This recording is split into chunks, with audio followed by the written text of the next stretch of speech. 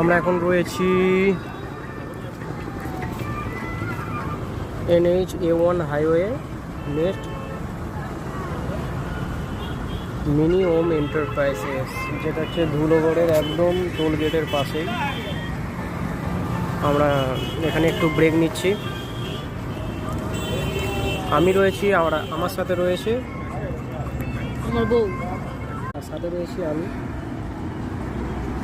বেশি কিছু না, এই অল্প করে ছোটো কাপে কফি নিয়েছিলাম আর একটু কুরকুরে।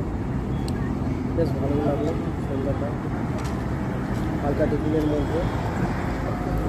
এর আমরা বর্তমানে চলে যাবো কোথায়, বর্তমানে যাবো কোথায়, বাড়ি।